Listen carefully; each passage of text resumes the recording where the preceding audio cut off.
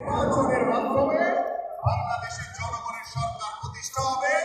বাংলাদেশের এই জনগণের সরকার বাংলাদেশের জনগণের কথা মতো চলবে এবং সেই নির্বাচিত সরকার বাংলাদেশে পরিপূর্ণভাবে সংস্কার করবে। বাংলাদেশে পরিপূর্ণভাবে গণতন্ত্র প্রতিষ্ঠা হবে এবং বাংলাদেশে পরিপূর্ণভাবে বাংলাদেশের যে মানুষের যে অধিকার, ভোটের অধিকার নিশ্চিত হবে।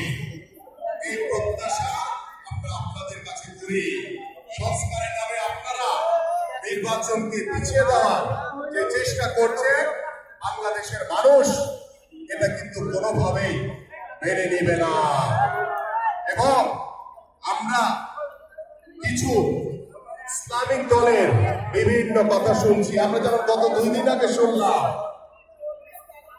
ওয়াজ করেন যে মিজানুর রহমান আজহারি, তিনি টাকার বিনিময়ে বিভিন্ন অঞ্চলে গিয়ে তিনি ওয়াজ করেন, ভালো কথা।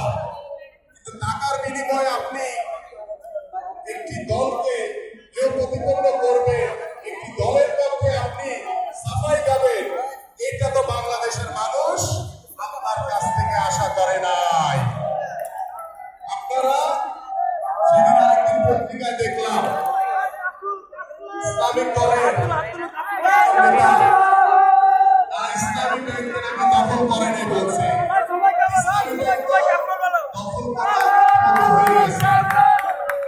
আপনারা দখলের নামে আবার কোনো কিছু হলে বিএনপি চাঁদাবাজি করছে, দখলদারি করছে।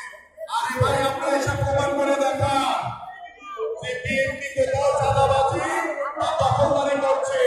এটা আপনাদের বানানো একটি খেলা, আমরা এটা বুঝি। আমি দৃঢ়ভাবে বলতে চাই, বিএনপির ভারপ্রাপ্ত চেয়ারম্যান জনাব তারেক রহমানের নেতৃত্বে বাংলাদেশে কোনো বিএনপি, কোনো নেতা, কোনো চাঁদাবাজি, দখলদারি, লুটতরাজ করার কোনো সুযোগ নাই। যদি করে বাংলাদেশের বহু মানুষ আছে এই নতুন যারা এই ধরনের কার্যক্রমের সাথে জড়িত থাকবে।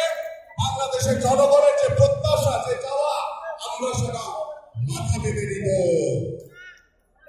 আসুন এই মিথ্যাচার এবং ইসলামিক দল তারা কি করেছিল 5ই আগস্টের পরে আওয়ামী লীগকে নাকি তারা মাফ করে দিচ্ছে। আরে ভাই, গত 17 বছর ধরে আপনাদের উপরে কম জুলুম নির্যাতন করে নাই, বাংলাদেশের মানুষের উপরে কম জুলুম নির্যাতন হয় নাই।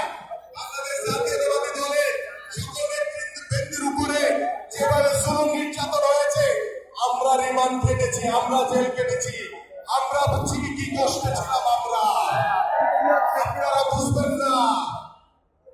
আজকে কথায় কথায় বিএনপির নামে চাঁদাবাজি, লুটতরাজের কথা বলছেন, এটা বানানো, এটা ফেক। আপনারা কোথাও প্রমাণ করতে পারবেন না। এবং আমরা কিছু কিছু জায়গায়, আপনারা ইতিমধ্যে অবগত আছেন, আমাদের বাংলাদেশে এখন কিন্তু আওয়ামী লীগ